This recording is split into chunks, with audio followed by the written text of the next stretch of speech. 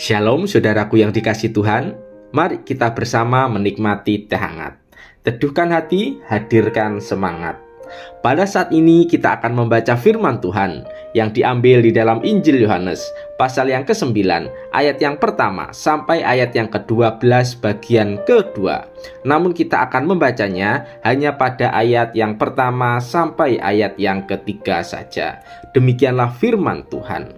Ayat pertama, waktu Yesus sedang lewat, ia melihat seorang yang buta sejak lahirnya. Ayat 2, murid-muridnya bertanya kepadanya, Rabi, siapakah yang berbuat dosa?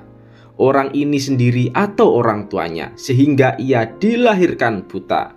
Ayat 3, jawab Yesus, bukan dia dan bukan juga orang tuanya, tetapi karena pekerjaan-pekerjaan Allah harus dinyatakan di dalam dia.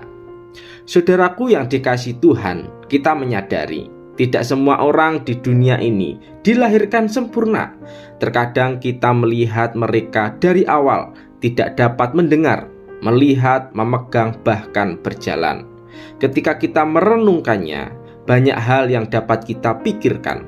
Mengapa Tuhan tidak memberikan kesempurnaan fisik dalam diri mereka? Apakah ada kesalahan yang dulu dilakukan oleh orang tua ketika di kandungan, atau Tuhan memberikan ketidaksempurnaan ini supaya orang tersebut tidak berbuat dosa besar ketika kelak menjadi dewasa? Demikian dengan teks yang kita baca ini, di mana mereka melihat ada seorang buta sejak lahir. Kemudian para murid bertanya, apa penyebab orang itu mengalami kebutaan? Dan jawaban Yesus yang begitu indah yaitu, pekerjaan-pekerjaan Allah harus dinyatakan melalui orang buta tersebut. Artinya bahwa segala sesuatu yang dialami manusia, termasuk penderitaan, terkadang Tuhan pakai untuk menyatakan pekerjaan Allah supaya semakin dimuliakan dan ditinggikan. Demikian dengan kehidupan kita. Terkadang ketika kita melihat orang yang sakit atau menderita, tidak selalu disebabkan oleh dosa mereka sendiri atau disebabkan oleh orang tua mereka.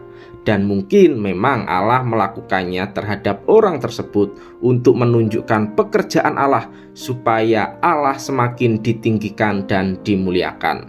Maka dari itu, sebagai orang yang percaya, kita diminta untuk memiliki sikap yang bijaksana dalam menilai seseorang yang sedang mengalami kesakitan atau penderitaan, sehingga perkataan yang keluar dari mulut kita dapat menjadi berkat dan motivasi yang baik dalam menguatkan iman orang tersebut untuk mengikuti Tuhan. Selain itu, kita juga belajar bahwa setiap apa yang dialami manusia terjadi termasuk sakit karena seizin Tuhan. Tuhan dapat memakai penderitaan manusia untuk meneguhkan iman orang tersebut sehingga semakin cinta kepada Tuhan, bahkan menjadi teladan dan berkat bagi orang lain, supaya juga semakin beriman dan semakin bersandar kepada topangan kasih Tuhan. Pada akhirnya, marilah kita memiliki sikap yang bijaksana ketika melihat penderitaan atau sakit yang dialami oleh orang lain, apapun itu, sehingga kehidupan kita boleh memberikan dukungan dan semangat bagi mereka yang menjalaninya. Selain itu, kita mengambil makna bahwa dengan penderitaan mereka, Allah bekerja untuk kemuliaannya yang begitu indah dan luar biasa dengan membentuk iman mereka semakin kuat, semakin mengandalkan Tuhan, dan menjadi motivasi orang yang menderita untuk terus menyerahkan pergumulan mereka kepada Tuhan yang dikasihinya. Mari kita berdoa.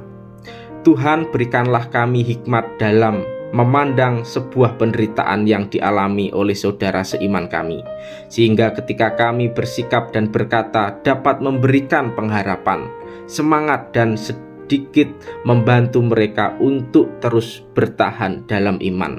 Selain itu, ajarkan kami untuk meneladani orang yang menderita namun setia kepada Tuhan, sehingga iman kami juga terus dibangun untuk semakin setia kepadamu.